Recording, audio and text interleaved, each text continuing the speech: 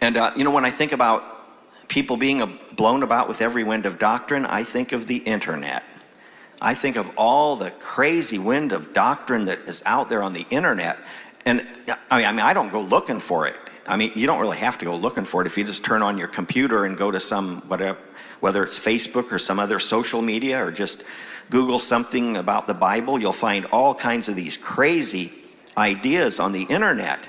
And you need to make sure that you don't get distracted by all of this nonsense, because this stuff will distract you from knowing God's plan for your life.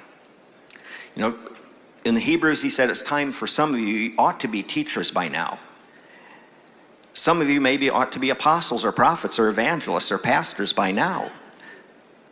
And most of you, I don't know you well enough to know, who or what or why, any details. But in a crowd this size, I think it's safe to say that some of you might be distracted from the will of God because your mind is focused on some unhealthy ideas, and you might be harboring some unhealthy attitudes that you need to grow up. And as we grow up, in the physical sense, biological sense, as we grow up from childhood to adulthood, there are certain things that we shed.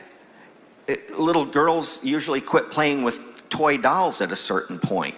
Little boys eventually stop playing with little toy cars at some point.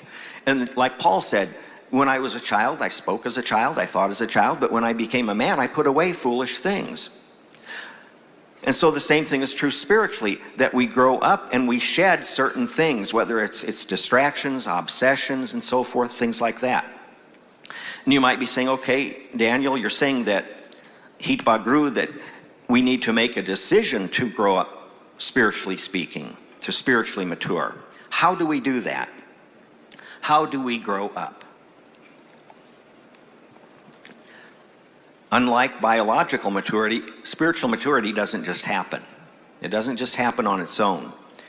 We have to make a decision to do it. And Paul tells us how to do it in a passage that you're all familiar with, I think, and that's in Romans chapter 12.